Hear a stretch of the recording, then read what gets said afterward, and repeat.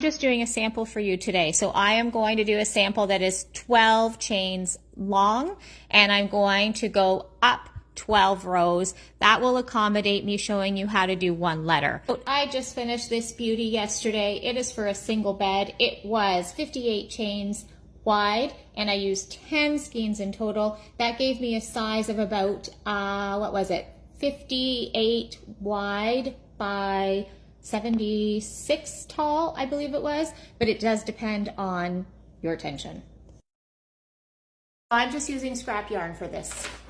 I'm going to start by doing 12 chains, but you are going to do however wide you want your blanket to be. Let's go. I have my 12 chains, so now I'm just going to start working the blanket. If you look at my grid, I am showing 1, 2, 3 regular rows, just plain finger knitting for this sample. So I'm just going to go ahead and do that. My base rows are done. So now I'm going to start the row that has the lettering. Very important to note, and I highlighted it here. You need to be aware of when you are going from left to right and right to left, or else your lettering or image that you are trying to do will not work out. So right now, I am about to start row 4, and I've highlighted the rows that need to go from left to right so that I am aware that this here is where I need to start my color transition. So first I am going to do 1, 2, 3, 4 chains or 4 loops in my base color, and then on my 5th one is where I'm going to transition to my secondary color for the letter, and I'm going to carry that secondary color for 1, 2, 3, 4, 5 chains before going back to my base color as I do the bottom of the eye. And I will show you how we need to twist those 2 strands of the Bernat Big Bulky yarn so that they stay together. I've made my 4 loops in my base color. Again, I am on row 4. I'm going from left to right, and now I've approached where I need to make my color change. Here, I'm going to use the cream so that it shows a good contrast. So I'm going to pull up, leave a tail, my first loop in cream, and I want to leave a tail.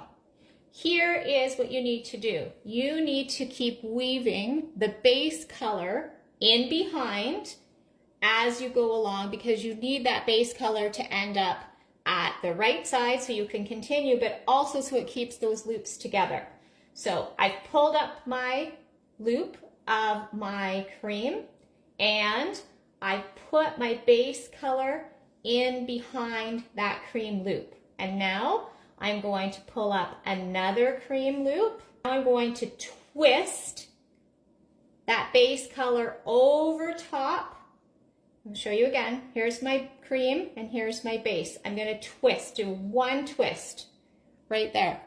And I'm going to bring that cream color through again for my next loop. It can get a little messy. I do find I have to then sort out my colors after. And then I have to do 1 more cream. So now I'm going to twist in the, see it here, I had a little bit of a twist from that first one. I'm going to twist in the opposite direction. So I'm going to take my base color over top and pull my cream through 1 more time. That's 4. And then let's do another twist. So base color over top of the cream and pull the cream through, give it a tug. So we've got our first one. Now let me show you in behind. You are going to see those twists. You do want to make sure that they're not very droopy, that you're not going to have big holes. Something that's just going to come with a little bit of practice, taking it out and trying again. Now I'm going back to my base color for the remaining 3 stitches, but I don't just drop the cream.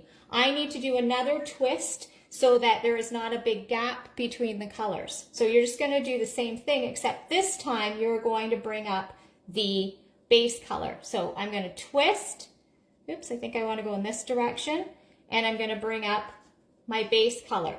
If you want to do it 1 more time, just to get it extra secure, you can do that. So let's do that. Let's twist 1 more time. I'm going to bring up my base, and now I'm going to drop that cream, and I'm going to finish to the end of my row.